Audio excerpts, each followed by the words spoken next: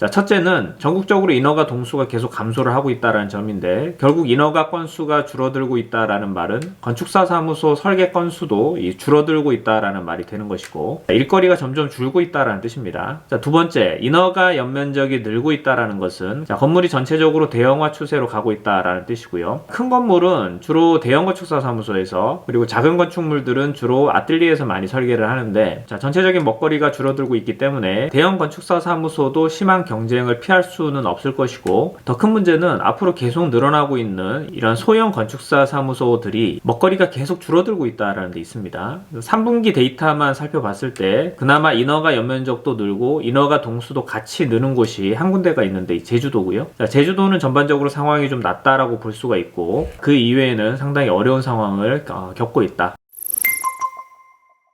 최근 5년간 3분기 건축 인허가 면적을 보면 연면적은 0.1% 증가했고, 이 동수는 12.7%가 감소를 했습니다. 자, 동수가 감소하고 연면적은 증가했다라는 것은 전체적으로 규모가 큰 건축물이 증가했다라는 뜻이죠. 자, 특히 지역별로 살펴보면 수도권은 동수가 12.5% 감소, 연면적은 2.3%가 감소했습니다. 지방은 동수 12.7% 감소, 연면적은 1.6% 증가. 지방 건축물의 대형화가 더 두드러지게 나타나는 것을 볼 수가 있고요. 자, 여기에 몇 가지 시사점이 있는데, 자, 첫째는 전국적으로 인허가 동수가 계속 감소를 하고 있다는 점인데, 결국 인허가 건수가 줄어들고 있다라는 말은 건축사 사무소 설계 건수도 줄어들고 있다라는 말이 되는 것이고, 일거리가 점점 줄고 있다라는 뜻입니다. 자, 두 번째, 인허가 연면적이 늘고 있다라는 것은 건물이 전체적으로 대형화 추세로 가고 있다라는 뜻이고요. 큰 건물은 주로 대형 건축사 사무소에서, 그리고 작은 건축물들은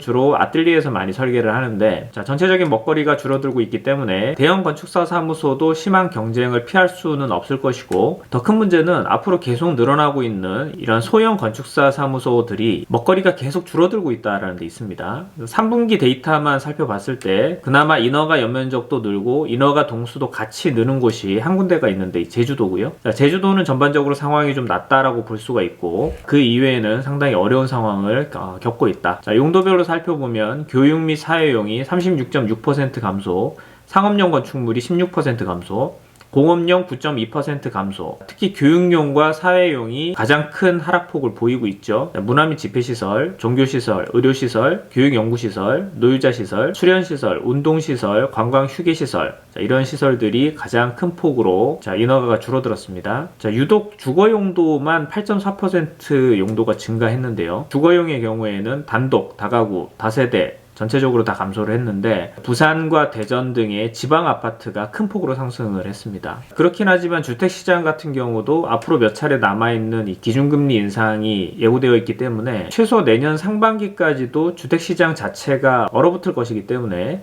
4분기 이후부터 인허가 건수 자체도 역시 확연히 꺾일 것으로 예상하고 있습니다. 자, 오히려 최근 국토부에서 이 반도체 등 국가 첨단 전략산업의 생산시설 증설 등의 투자를 지원하기 위해서 이 국가 첨단 전략산업법을 개정해서 기존 대비 용적률을 1.4배까지 완화하도록 한 부분 등으로 인해서 일부 대기업 반도체 공장 설계에 손을 대고 있는 그런 대형 건축사 사무소의 경우는 호재를 누릴 것으로 예상하고, 그 이외에는 상당히 어려운 시기를 보내게 될 것으로 예상합니다. 해외 프로젝트들의 경우도 최근 급등한 달러 환차로 인해서 해외 부지 매입을 통한 개발도 상당수 드랍되는 그런 양상을 보이고 있습니다. 기존 프로젝트도 홀딩되고 또 신규 프로젝트 발굴도 상당히 어려워지는 그런 양상을 보이고 있습니다. 그렇기 때문에 설계사무소 전반적으로 상당히 어려운 그런 기간을 보낼 것으로 예상이 되고, 특히 몇몇 대형 건축사 사무소를 제외하고 중견 및 소형 건축사 사무소들이 수주에 있어서 상당한 어려움을 겪을 수 있습니다. 이런 어려운 시기를 잘 넘기기 위해서는 수익구조 포트폴리오를 꼭 설계에만 국한하기보다는 연구 용역이라든지 기타 교육 사업 쪽으로 이 수익 구조를